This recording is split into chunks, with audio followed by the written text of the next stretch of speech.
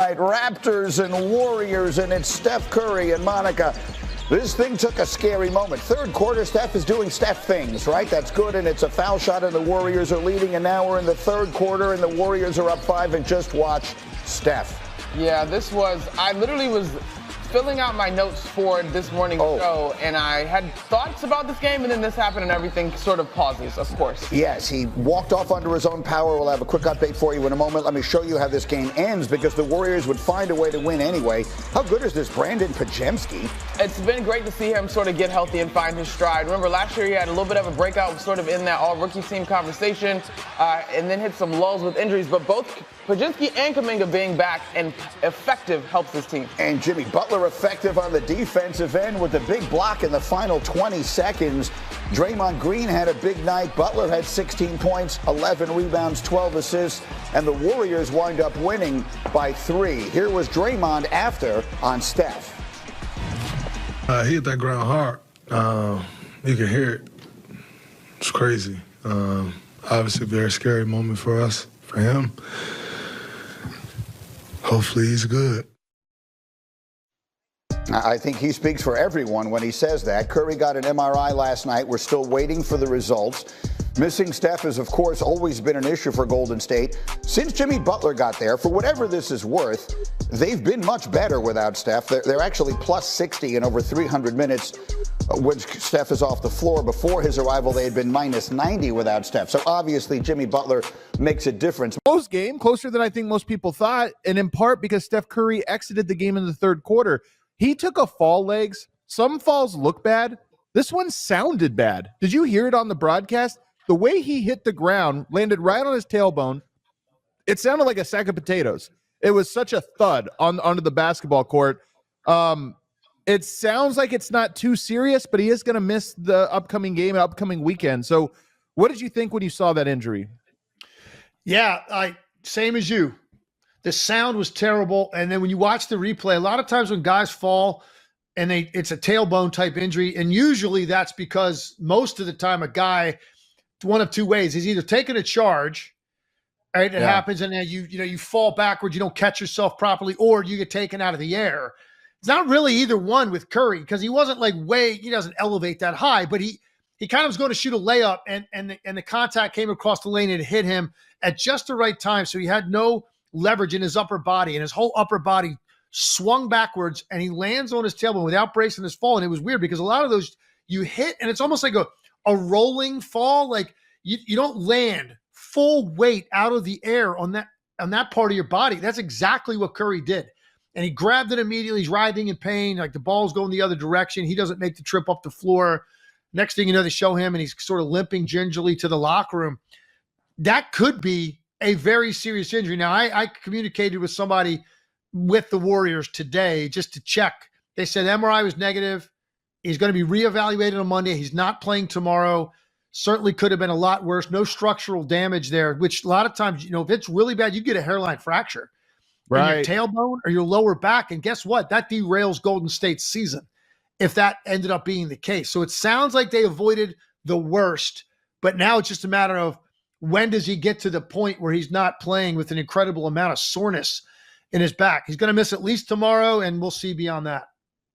And you said not, derail the season. And while it sounds like he'll be back and there's enough time before the playoffs, you hope that injury's out of his mind. It's in his rear view mirror by the time the playoffs arrive. But we're at the point of the season where games matter now, single games. They are 1 game up on the Clippers, 2 games up on the Timberwolves, 2 games back for the Memphis Grizzlies. And this is one of those things where you look at it and say, okay, he misses 2-3 games. He plays with a bruise on his tailbone for a couple games. It could be the difference between a game or two in the standings. So I think that's at least somewhat significant. It is. And I mean, listen, this is what you went out and got Jimmy Butler for, to not only in case there's an injury, be able to carry your offense, or even in a game, if on those moments when Curry's out.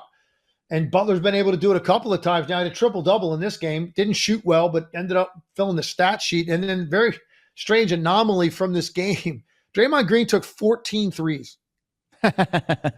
14 threes in a game. I mean, he's a reluctant three-point shooter. It's been better this year, especially over the last couple of months. He's more eager to take it. He's not avoiding it.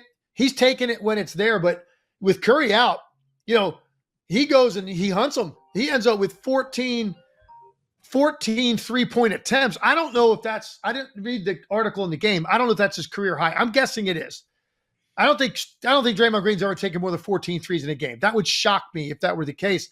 So they get 21 out of him. Kuminga plays really well off the bench, gives them 16. It's a bad team they're playing, but it doesn't matter. You lose Curry, it's all hands on deck and just get it done. And they did because, look, they're trying to get that 6th spot at all costs. The crazy stat was that Draymond Green has led the Warriors in scoring 9 times in his career. 7 of them came in his first 2 seasons, all the way back to all the way back to 2016. He had not led the team in scoring since 2016 till last week when he did it. And then he did it a second time last night. So twice in a week after going almost 10 years without leading him scoring. But we'll have to wait and see. I had the Warriors penciled in as just one of the top 6 seeds, maybe even catching number 5 because of how hot they'd been. But now you look at it and say just a little injury like this could be the difference. We'll have to see how it plays out. The next one I have for you, the Pacers win in overtime over the Nets, 105-99. The Nets are such an interesting team. They trade away their pieces. They're a tanking team, and yet they're close in every game. They have some nice wins, and they pushed a Pacers team into overtime, a shorthanded Pacers team. What do you make of that outcome? Well, listen, you're right about the Nets. First of all, they do find themselves in a lot of close games, so give them credit. They continue to play hard, even though they're not really playing for anything. So they're not an easy team to play. You still see the Pacers playing without Halliburton and what a difference that makes for them just in terms of their pace. 105 points, pretty anemic night for them offensively. Typically, they're going to be pushing 120 if he's playing. So without him, they don't have really anybody to create that.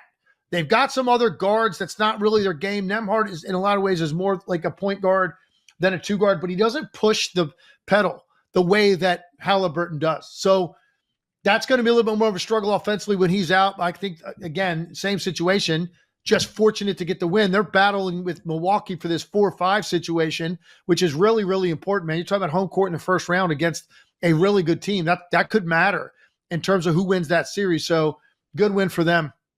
Yeah. We're talking about Steph. Now we're talking about Halliburton. Jokic is out for Friday night. I know you caught a game with Denver on ESPN. He didn't play. There's a lot of players right now in the NBA who, if they're the piece missing, the team is completely different. I think Curry, Halliburton, Jokic, they all fit in that category. They do. In fact, man, oh man. So we ESPN, we added that game Wednesday night, Denver Lakers. That was a late ad. I was excited as hell about it. Mike Breen on the call. So we're super excited. We got this game added to our schedule. And they go out there, no Jokic, no Murray, no LeBron. Now, what did we get? We got Luka. Got the Luka show. We got Luka going off, but the problem is, Adam, he went off to such an extent the game was over. So we didn't want that. Give us a storyline. He gave us a storyline. He came out. His first 3 buckets were all within 5 feet of the rim. 2 of them were really easy. One was a 3-point play over Aaron Gordon. 3 different defenders. 3 layups. 7 points. Well, you know what that's going to do for a score, man. That's setting up your deep game. So then he went to that. He hit 3 threes in the first quarter. He got to the line a few more times. You look up, he's got a 20-point first quarter. Great talking point, eye candy, visually awesome. I'm talking about it on the broadcast. The problem is the game was over at that point. We don't want that. Yeah. You don't want that. The fourth quarter, Denver basically emptied their entire bench and played it a whole quarter that way. That was an unwatchable game. That's tough for you. Very, very disappointing. I'll tell you something else about the night. A couple things. The stars were out, man, and they were out because they were expecting. Look, man, Luka and LeBron. That's a show, and look, when you buy those tickets, maybe some of those people you don't know if LeBron's going to be out. Whatever, you still got Luka. You're a home team fan, but I'm telling you, I was around the court before the game, just kind of milling about, and different people shouting your name, whatever. You go over say hi to people, and they were all just kind of getting the news that Jokic wasn't playing. And a lot of these people went to see him. In fact, I'll tell you this, the JW Marriott, which is right there next to the arena at LA Live, it's literally, you're talking about a 2-minute walk into the building. You should have seen the number of Nuggets jerseys. And I got on an elevator one time over the course of that 2 days I was out there with nothing but 10 people wearing Nuggets gear. So they traveled there for that game, man. And then he didn't play. And look, and I think Michael Malone told us, and kind of believe it, he's hurt. Like, he's genuinely hurt. Like, he said that he tried